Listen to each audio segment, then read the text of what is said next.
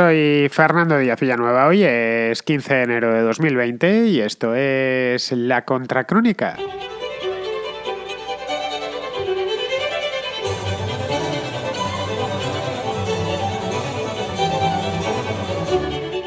Este lunes, Pedro Sánchez anunció que propondría para la Fiscalía General del Estado a Dolores Delgado, ministra de Justicia, pues hasta hace solo unas horas. En el momento en el que la propuso como tal, era ministra de Justicia, una persona de la máxima confianza, como nos podemos imaginar, siendo su propia ministra de Justicia, para un cargo que debe de ser imparcial y que además debe de ser independiente. ¿Por qué? Pues por una razón sencilla de entender, porque desde ahí se impulsan infinidad de procedimientos judiciales.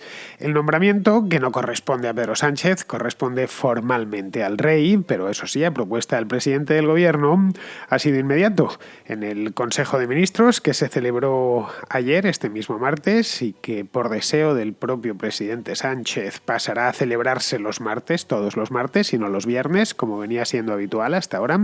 Ya tendremos que hablar del Consejo de los martes y no del Consejo de los viernes. La verdad es que creo que aquí está siendo este Sánchez un poquito tabula rasista, es decir, cree que con él empieza todo. Si los consejos eran los viernes, era por algo. Pero bueno, el hecho es que ha empezado a hacerlo los martes, no sé si para dejar cómo se formó este primer gobierno el martes, para que se recuerde a modo de homenaje todas estas cosas, le dan muchísima importancia. No hubo más que ver la manera en la que entraban ayer los ministros, emitido por televisión a 2 cámaras, vamos, un auténtico espectáculo. Bien, volviendo sobre el tema este de Dolores Delgado, la noticia del nombramiento de una ministra de Justicia como fiscal general ha causado estupor, automáticamente además, ya que supone una bofetada a la independencia y a la imparcialidad de esta institución, una institución, por cierto, muy importante y que no debe estar nunca jamás regida por alguien tan descaradamente partidista como Dolores Delgado. Por lo tanto, podría convertirse en la Fiscalía del Gobierno y no del Estado. Muchos aseguran que precisamente convertirla en la Fiscalía del Gobierno, es la intención de Pedro Sánchez, es decir, adueñarse por completo de la Fiscalía para ponerla a su servicio. Lo cierto es que por el programa de gobierno que trae bajo el brazo y que más o menos vamos atisbando, y por las promesas que le ha hecho a sus socios, va a necesitar doblegar a la justicia y ponerla de su lado. Esta sería la primera parte.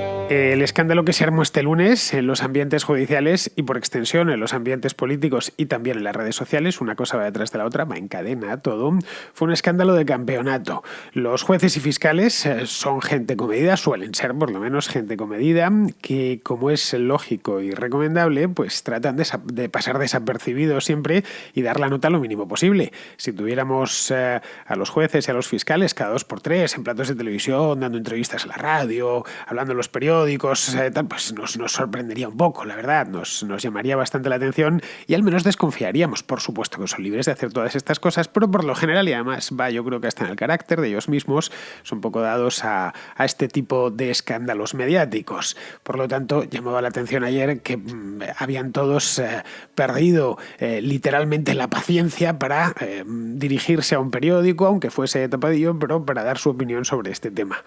Pero vamos, la alcaldía de Sánchez no les dejaba otra opción, no les dejaba otra salida más que hablar, aunque fuese medio escondidas, ojo. No sé si habéis leído algún reportaje que se han hecho estos últimos 2 días, de los reportajes en caliente hechos en los periódicos en los que se hablaba del tema, fuentes judiciales, fuentes sin dar nombres, por supuesto, porque muchos evidentemente pues no quieren hablar más de la cuenta, que al fin y al cabo los ascensos pues están ahí y uno se lo puede jugar realmente. Bueno, el hecho es que al menos en estas historias se hablaba alto y claro sobre el tema. Las asociaciones de jueces y fiscales también han puesto el grito en el cielo, no todas, o unas han puesto el grito en el cielo y otras el gritito en el cielo, porque era un poquito demasiado. Yo no pensaba, en serio, que fuese a ser capaz de hacer algo así. A la mayor parte, y no solo a mí, les ha parecido un disparate. ¿Por qué? Pues porque es de un partidismo desaforado. Es que era ministra de Justicia hasta hace, ya he dicho antes, solo unas horas, y además una ministra de Justicia que no ha pasado sin pena ni gloria, sino una ministra de Justicia que se ha hecho mucho de notar. Por lo tanto, esto lleva a pensar lo peor. Y lo peor es que la intención de Sánchez sea poner de rodillas, no ya a la Fiscalía General del Estado, que eso por descontado ya lo ha hecho, sino a todo el sistema judicial para hacer de su capa un sayo a lo largo de los próximos meses o de los próximos años, el tiempo que le toque gobernar, que eso todavía no lo sabemos. veremos. Pero para escandalizarse en esto no hace falta ser juez, que es otra de las cosas importantes a tener en cuenta. No hace falta ni ser fiscal tampoco. Basta con saber para qué sirve la Fiscalía General del Estado y lo importante que es la figura en sí, la del Fiscal General del Estado, especialmente en temas delicados y de interés nacional. Por lo tanto, y esto creo que cualquier persona medianamente informada lo conoce a la perfección, al igual que los fiscales no se prodigan mucho por la prensa, el Fiscal General del Estado sale mucho en los periódicos, aún a su pesar, pero no le queda más remedio por los asuntos que pasan por su despacho.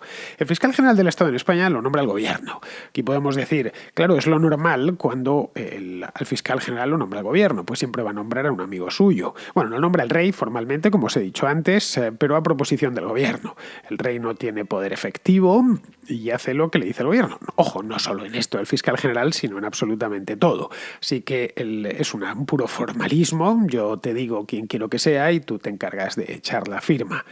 Esta en sí es una primera anomalía y no debería ser así, pero el hecho es que es así. Vale, es cierto, y ayer algunos lo decían, pero es que en otros países también lo nombra el gobierno. Es cierto que no es una excepción, o lo nombra el gobierno y el Parlamento, que esto que proviene de los otros dos poderes, en este caso. En Estados Unidos, por ejemplo, lo nombra el presidente y lo ratifica el Senado. Así que si el presidente tiene a alguien que quiere colocar de fiscal general y controla bien el Senado, lo tiene comiendo de su mano, pues coloca de fiscal general a quien le apetezca. Es famoso el caso de JFK, de Kennedy, que colocó a su hermano, a Robert Kennedy, como fiscal general. Y bien, lo pasó y además estuvo pues hasta que le mataron. Así que sin problemas. Y más cercano que su hermano, la verdad es que no se me ocurre ninguno. Si vamos a otros países, en México, por ejemplo, el fiscal general de la República, que es así como se llama, lo nombra el Senado, pero lo nombra sobre una terna que propone el presidente. Así que el presidente no tiene más que colocar a los tres que le gustan y el Senado de la República sacará de ahí al fiscal general. En Argentina sucede algo similar. Allí no lo llaman fiscal, lo llaman procurador, procurador general, y este lo propone el presidente al Senado y luego el Senado lo aprueba con una mayoría de 2/3. Es algo más complicadillo, pero a poco que obliga a hacer ciertas negociaciones, pero de nuevo, emana del Ejecutivo.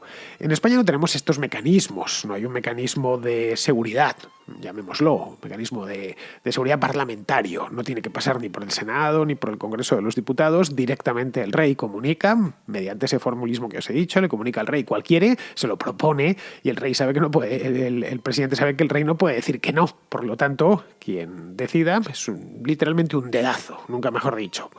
Donde se posa el dedo del presidente del gobierno, ahí esa persona será fiscal general del Estado siempre y cuando pues cumpla con los requisitos, es decir, sea un jurista de reconocido prestigio y lleve, no sé si son 15 años lo que necesita de trayectoria, que en el caso de Dolores Delgado los cumple de sobra, pues porque lleva siendo fiscal, no sé si es más de 25 años, una cosa así, lleva muchísimo tiempo en esto, así que si cumple los requisitos no pueden poner, no lo sé, pues a un periodista, o no pueden poner a un fontanero, no pueden poner a un ingeniero, tiene que ser necesariamente un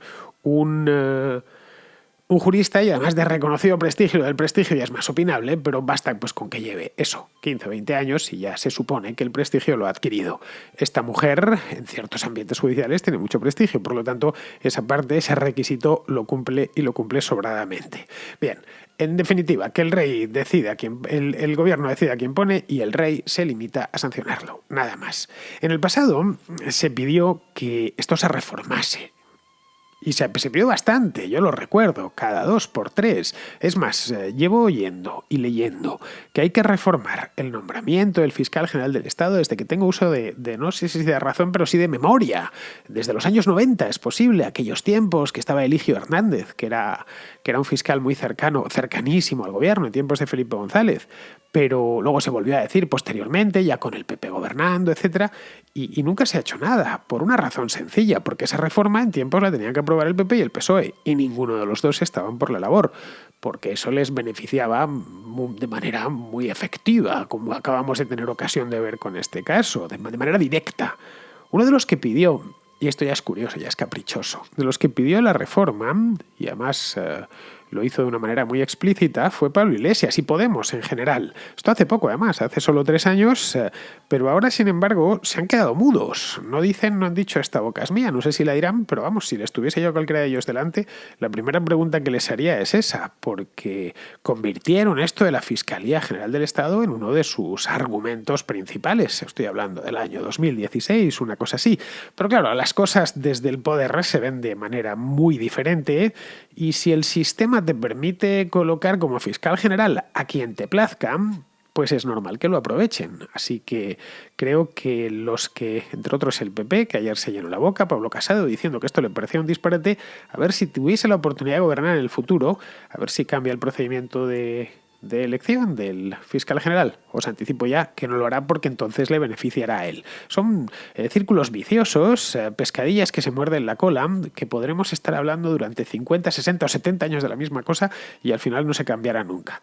Pero bueno, precisamente porque emana directamente del Poder Ejecutivo, y esa es la verdad, no solo en España, de hecho, emana en otros países también, hay que velar por su independencia y por su imparcialidad, asumiendo que el procedimiento es el que es y que nadie quiere cambiarlo, es el que es. Bien, asumiendo lo peor que es lo que tenemos. Bien, tenemos que velar, y primero el que le nombra, que al menos lo parezca. Es decir, que cuidar las formas, caray. La actual fiscal general del Estado, María José Segarra, la nombró el Sánchez en junio de 2018 nada más llegar al poder.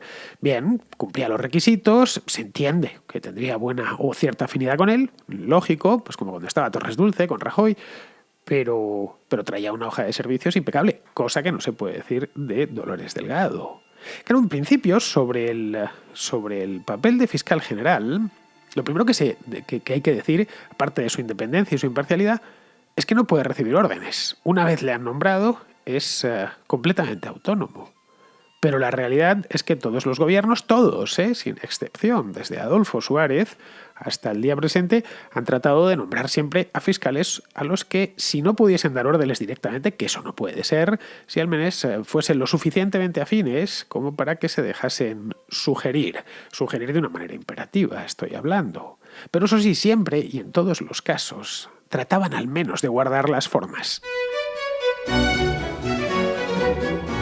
De hecho, Dolores Delgado es no la primera, la segunda vez en la que un fiscal del Estado ha sido antes ministro. Solo hay una excepción, hay que ir a buscarlo, no a la hemeroteca, casi al libro de historia. Esto sucedió en los años 80, hace ya más de 30 años. Javier Moscoso, que fue fiscal general entre 1986 y 1990.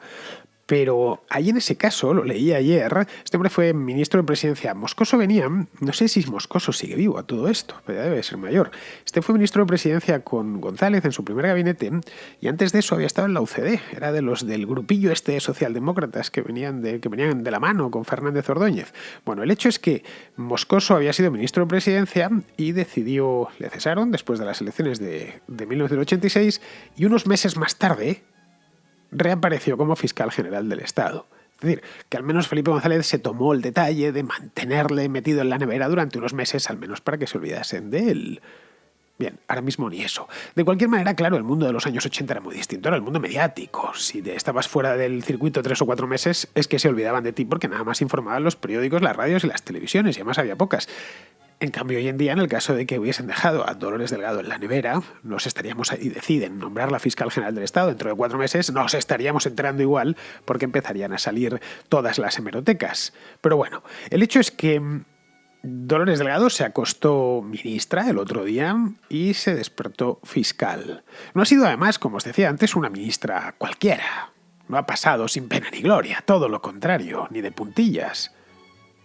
Primero era ministra de Justicia, lo cual ya dice bastante. No estaba de algún ministerio de estos de segunda, tipo como estos que les han dado a Podemos, que si igualdad, que si tal. No. Estaba de ministra de Justicia, uno de los ministerios principales. Y además durante su mandato, pues ha ido encadenando a esta mujer los escándalos así uno detrás del otro. Por ejemplo, la relación nunca aclarada que sostuvo con el comisario Villarejo y con las llamadas cloacas del Estado. Esto lo recordamos todo pues, porque es muy reciente. Bueno, en general, con Pedro Sánchez todo es reciente porque lleva año y medio en el poder. No estamos hablando de algo que sucediese en 2003, sino que sucedió hace apenas unos meses. o la manera en la que se dirigía en una conversación grabada clandestinamente, se entiende, hacia Grande Marlaska, que era juez también, y luego posteriormente ministro. No reproduciré lo que dijo de él porque ya lo sabéis todos. Luego fue posteriormente, esto es hace nada, el mes de septiembre, fue reprobada por el Senado por no defender convenientemente al juez Pablo Llarena en Bélgica. Se pusieron de acuerdo el PP y Ciudadanos y la reprobaron. Es decir, que cuando el viernes anunció Sánchez que prescindía de ella, empezaron algunos a tirar fuegos artificiales y tal, que ya no iba a estar en el nuevo gabinete. Muchos descontaron que, claro, que Dolores Delgado era una ministra amortizada, que se había quemado muy rápido, como una tea, en apenas 18 meses, y que lo más que podría hacer a partir de ahora sería pues volver a su carrera de fiscal. Ella es fiscal. Bueno, en cierto modo lo ha hecho, claro, pero ha ido a la cabeza de la fiscalía. Y en un cargo eminentemente político, porque el fiscal general del Estado, si lo dice la palabra, caray, Estado, en el momento en que metes algo del Estado y automáticamente el contenido político es obvio. Porque el nombramiento de alguien tan polémico y tan marcado, y esta mujer está marcada, es 100% político. No, de eso que no nos quepa la menor duda.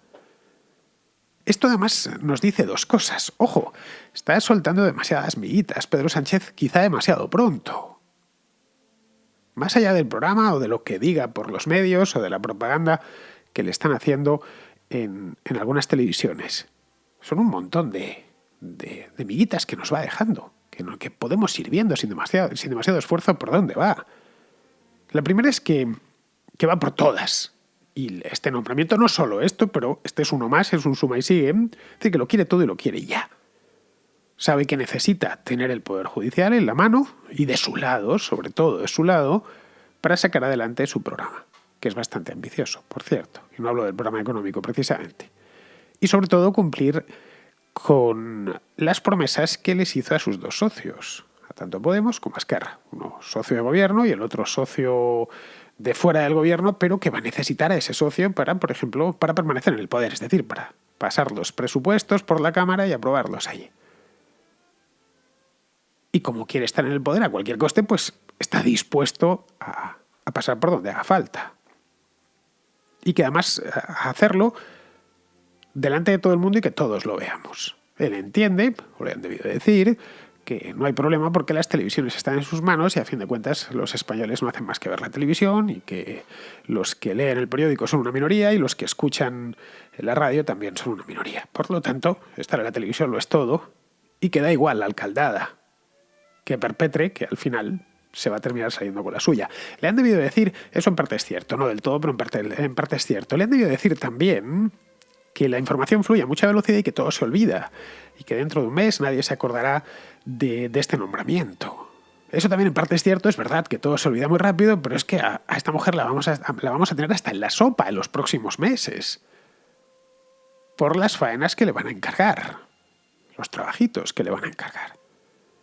Así que todo indica, y esto sería, yo creo que es una especulación obviamente, pero todo indica que la Fiscalía General del Estado es el primer paso de algo que va a ir creciendo con el tiempo. Es decir, que luego vendrá el Tribunal Supremo, el Constitucional y, por supuesto, el Consejo General del Poder Judicial.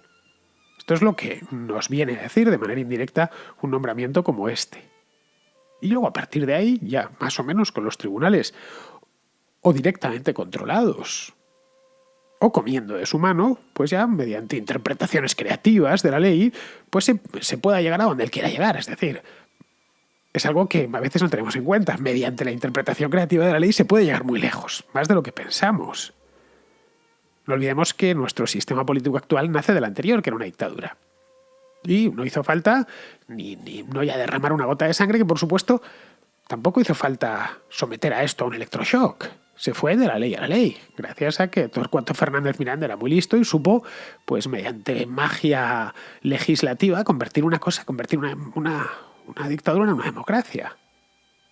Es decir, que se puede realmente transformar muchas cosas solo con el recurso a la ley y con el concurso, evidentemente, de los tribunales, sobre todo si los tienes de tu lado. Vamos, que pueden consumarse auténticos desafueros sin consecuencias penales para quien los consumen y pueden frenarse además las iniciativas legales que tome la oposición contra ellos, contra esos desafueros.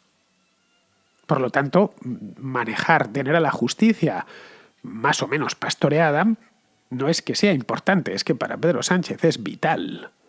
Esa sería la primera cosa. La segunda, que nos dice el nombramiento de Dolores Delgado, es que el tema catalán es prioritario. Y Sánchez quiere dejarlo resuelto cuanto antes. Vamos, durante los próximos meses. Sánchez lleva meses, Sánchez y el PSOE en general, llevan meses con la murga de que hay que desjudicializar el asunto catalán, el asunto del proceso. Ellos hablan de hay que apartarse de la deriva judicial que esto ha tomado. Vamos, que hay que llevarlo al terreno de la política, que si el diálogo, etc. Es decir, al del compadreo, vamos, y al de los hechos consumados. Porque si el tema del proceso terminó en un tribunal es porque habían incumplido la ley de manera flagrante, y no solo una, sino unas cuantas. Pues bien, con alguien como Delgado se podrá desjudicializar esto en poco tiempo, porque la Fiscalía, no olvidemos, es un órgano jerárquico. Es decir, el fiscal general puede dar instrucciones a los fiscales del Supremo en todo lo que tenga que ver con las causas que quieran, pero también con las causas pendientes como, por ejemplo, la del comisario Trapero. Es una de las causas pendientes del proceso. Supongo que se celebrará el juicio este año. El Trapero, el antiguo mayor de los Mossos de Escuadra, está acusado de rebelión por todos los hechos acaecidos el 1 de octubre de 2017. Aquí el fiscal, perfectamente, ojo, no Dolores Delgado, el fiscal del Supremo podría rebajar la acusación de rebelión a sedición o directamente retirarla. Por poder podría hacerlo. La Fiscalía, insisto, es autónoma. Lo de suavizar las acusaciones, ojo, esto ya lo ha hecho Dolores Delgado, no como fiscal general, sino como ministra de Justicia. Fue ella quien forzó a la abogacía del Estado a cambiar la acusación contra la plana mayor del proceso, que ocasionó, acordaros, un terremoto hace unos meses tremendo. Edmundo Val, de Ciudadanos, se salió de todo aquello porque él es abogado del Estado. Y efectivamente pasó de rebelión a sedición y eso pues traería y trajo penas más bajas de las que pedían. Ya luego, posteriormente, el tribunal, presidido por Manuel Marchena, se decantó por la sedición, cuando emitió el fallo, y esto fue el 14 de octubre del año pasado. Dolores Delgado, como fiscal general, tendrá también la última palabra sobre los indultos a los condenados en el juicio del proceso, ya que para que un indulto se otorgue es preceptivo el informe del tribunal. De nuevo podrá pasar el rodillo y llevar así el cántaro lleno de agua hasta la Moncloa, que es lo que le van a pedir a la Moncloa. Tráenos el cántaro, pero hasta arriba, que rebose. Son todo, evidentemente, especulaciones. Pero a diferencia de su predecesora, y hay que compararla con ella, María José Segarra, que lucía, ya he dicho antes, un expediente impecable, Delgado llega, digamos, siendo buenos y misericordiosos, Delgado llega con la toga manchada de barro.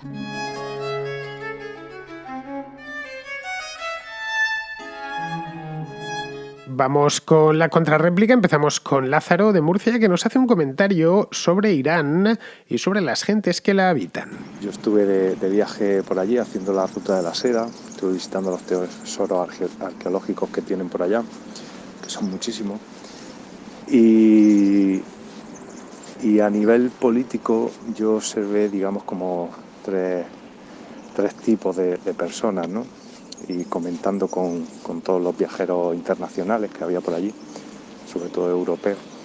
Estaban por un lado los religiosos, ¿no? Que querían pues, mostrarte todo, digamos, su mundo y hablarte de la revolución y estas cosas. Luego tenía gente normal que, sin hablar mucho inglés, se te acercaban cuando veías que eras extranjero, estabas por ahí perdido en un pueblo, se te acercaban a decirte que ellos no eran terroristas, que ellos eran gente de paz. Y luego tenía, que era la gran mayoría por todo el país, y no sé si era porque, bueno, por supuesto porque éramos extranjeros, ¿no? Pero mucha gente se te acercaba a decirte que ellos no estaban de acuerdo, sin conocerte de nada, que ellos no estaban de acuerdo con ese régimen, que ellos preferían al Shah. Y y sobre todo la gente joven se la veía como muy desconectada, ¿no? del régimen y esta historia, ¿no? Y es normal porque es gente que nació, que está demasiado, nació con, con este tipo de gobierno, ¿no? Pero que están muy desconectados, ¿no? Porque nacieron muy lejos de la revolución. Había como un pesimismo, ¿no? Y yo creo que es un buen incendio al que ahora la estrategia esta de Trump le va a echar bastante gasolina. Y nada, solamente comentarte eso y enhorabuena por el programa. Muchas gracias y que siga adelante. Bueno, Irán es un país precioso. La verdad es que envidio el viaje ese que hiciste porque yo no he ido nunca a Irán y no me importaría ir, la verdad. Tiene un patrimonio histórico-artístico que quita el hipo.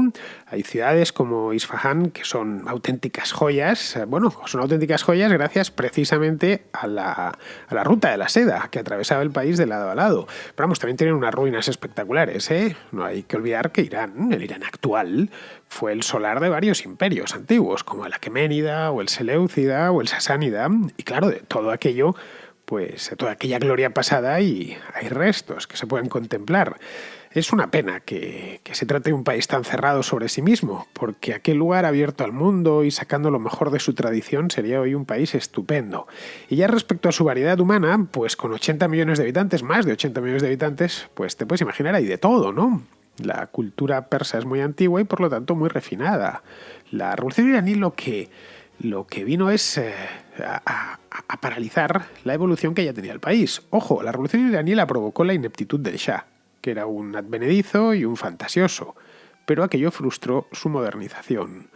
En fin, esperemos que simplemente la haya retrasado y pueda Irán retomar el curso de la historia que paralizó allá por 1979. Bien, vamos ahora con Israel, que aparte de recomendar la creación de una nueva sección en la contra, que no está mal, por cierto, nos habla de Ana Oramas, la diputada de Coalición Canaria que votó en contra de la investidura de Sánchez. Casi podíamos inaugurar una sección fija en la crónica que fuera el doble rasero de la izquierda o la ley del embudo de la izquierda.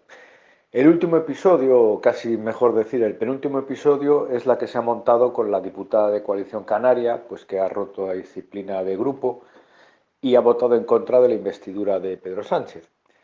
Porque bueno, es poco menos peor que Judas Iscariotes, el mayor atentado a la democracia desde la entrada de Tejero en el hemiciclo.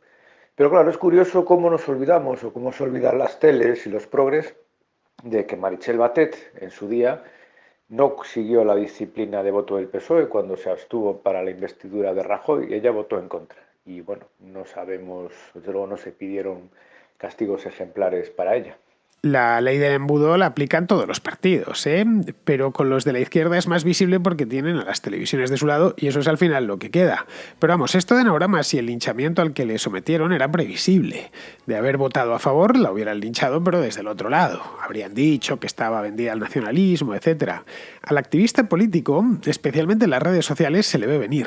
O te alineas al milímetro con la posición de su partido, no con la suya, la de su partido exactamente, o te la arma. Bien, pues sobre este tema de anagramas nos habla Portia, que aunque vive en Logroño, es natural de Canarias. Nada, quería hacer una contrarréplica o una apreciación, por lo menos, de cuando fue lo del Congreso, de Ana Oramas. A mí me parece, bueno, como canaria, soy de Las Palmas de Gran Canaria, y me parece que ella lo que ha dicho no ha faltado a Coalición Canaria, sino, o sea, ha hecho el sentir de los canarios, porque realmente en Canarias no hay independentismo o hay un porcentaje muy pequeño de independentismo y realmente lo que estamos es un poco bastantes olvidados de la mano de Dios en muchas cosas.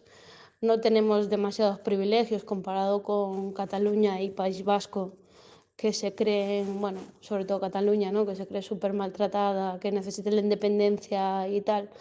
Estamos bastante años luz, incluso hay una tasa de paro bastante importante y lo único que ha hecho es defender, o sea, sería injusto que se hubiese ayudado al Pedro Sánchez a llegar al gobierno cuando él está pactando con unos señores que piden una independencia, donde tienen unos estatutos de autonomía enormes, que han conseguido muchísimos privilegios solamente llorando, para mi gusto, y donde, bueno, sí puede ser que tengan una renta per cápita más alta que el resto de las comunidades, o por lo menos ellos dicen eso, no lo sé, pero el turismo en Canarias es bastante importante, es más, es un 75 o un 80%, y nosotros no estamos lloriqueando todo el rato. Entonces me parece bastante injusto que se le juzgue a esa mujer cuando ha sido una valiente, que incluso igual perdiendo el, el puesto, que puede perderlo porque Coalición Canaria ha dicho que va a pedir responsabilidades, ha sido consecuente con lo que se pensaba. Entonces me parece pues para aplaudirla, la verdad. Respecto a Pedro Sánchez, de lo que dices que crees que va a durar poco, ojalá tengas razón. Creo que no, creo que va a durar bastante, porque creo que se van a apoyar porque es la única manera de que sigan chupando. Prueba de ello son la cantidad de ministerios y la cantidad de vicepresidencias que se han hecho. Y eso, bueno, no quiero alargarme mucho.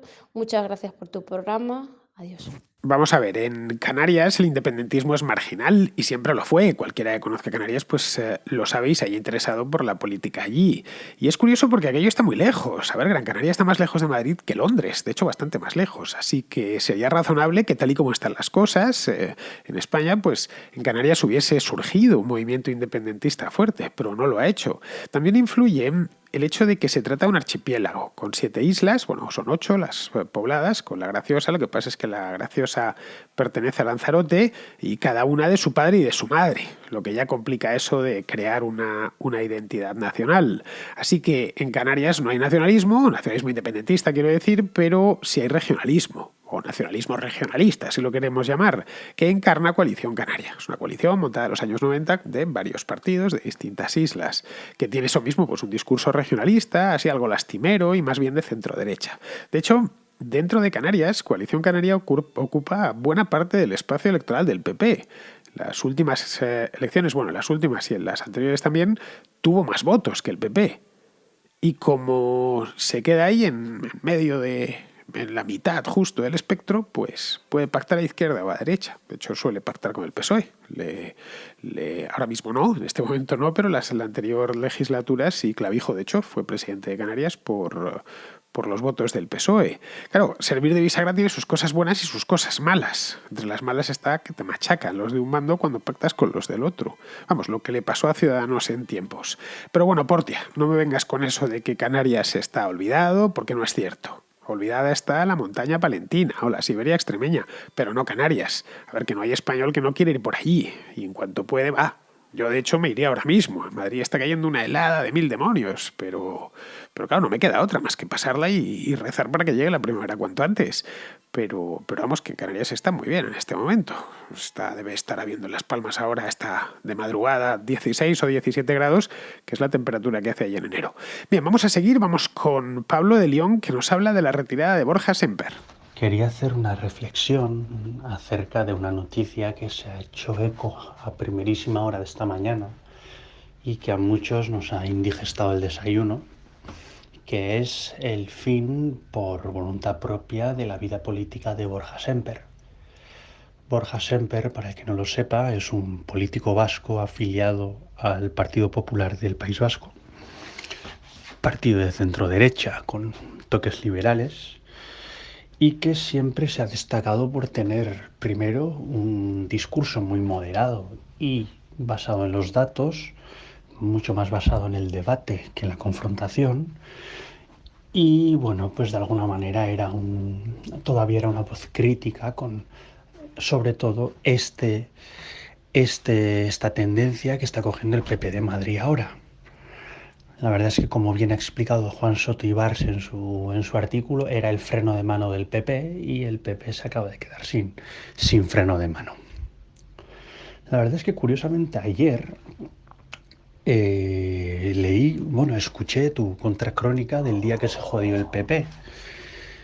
Y es bastante probable que el PP se jodiera, sobre todo el día que dejó de escuchar a gente como Borja Semper.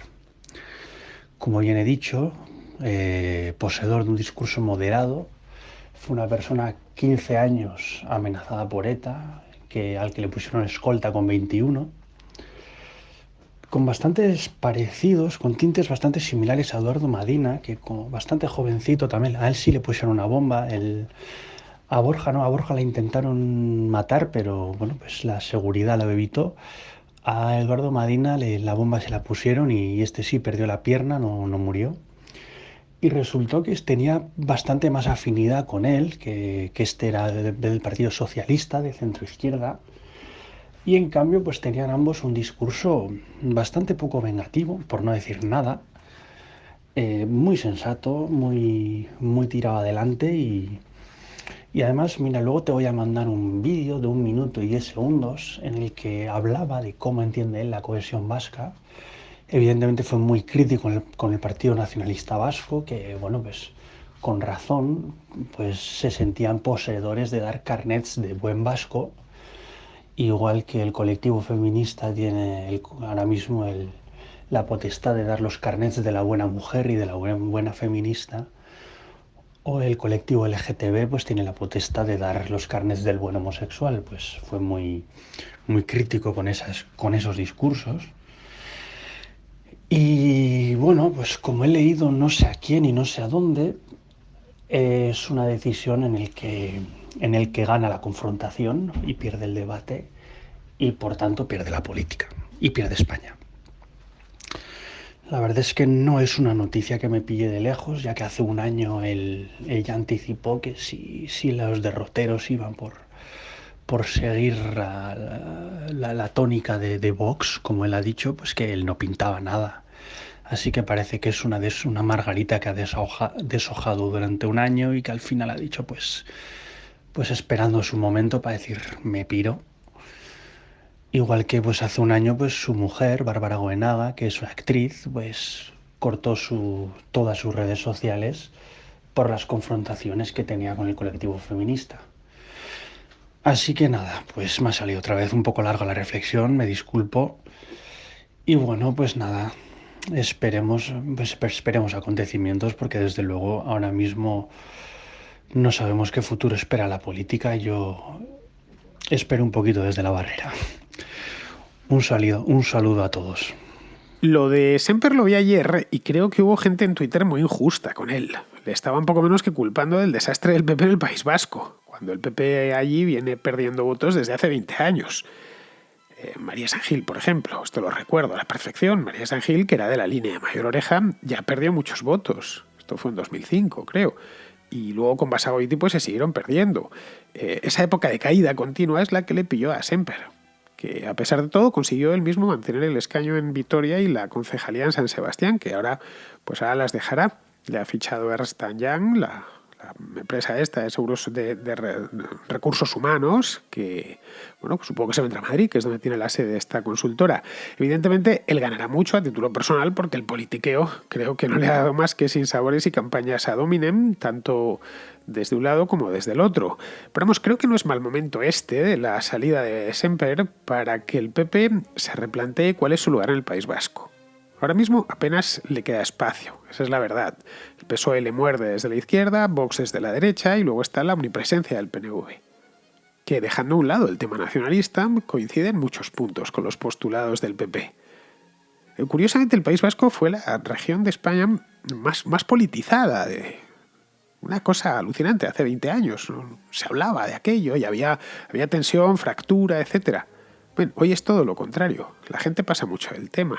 Vota al PNV y a otra cosa. Claro, como aquello va bien, hay empleo, se vive estupendamente, se come mejor todavía, y la ETA ya no existe, pues es difícil captar votantes. Y en el País Vasco, que es también de las regiones más envejecidas de España, los votantes se los tienes que quitar a otro, porque hay votantes nuevos que entran muy poquitos. Y esta creo que ha sido la maldición del PP allí. Bien, pues ya terminamos, vamos con Pizarro, que nos habla de los problemas que tiene el gobierno iraní, que son muchos. el régimen revolucionario iraní estaba muy animoso, escalando por horas la tensión con los Estados Unidos, en el vecino Irak, por, entre otras muchas razones, su necesidad de una amenaza exterior que acalle la contestación interna que viene escalando lenta pero creciente en apoyos y consistencia. Y en estas va la Guardia Revolucionaria y abate un avión comercial en una mezcla de nerviosismo, ineptitud y vileza canalla que se ha llevado por delante la vida de inocentes nacionales y foráneos, cualquier apoyo empático exterior, toda tregua interior y las afrentas estadounidenses, que ahora son medidas justas, razonables y proporcionadas. Pegarse un tiro en el pie en este momento y con tanta atención mediática corta los bríos guerreros antiestadounidenses, pero echa carbón a una caldera iraní que acabará reventando, para lamento de todos, incluidos los beneficiarios. Un cordial saludo de Pizarro. Hasta aquí ha llegado la contra de hoy, queridos amigos, la del 15 de enero. Mañana será jueves y ya remataremos la semana contracroniquera. Después continuaremos con la contrahistoria. Así que aquí os espero. Hasta mañana, amigos.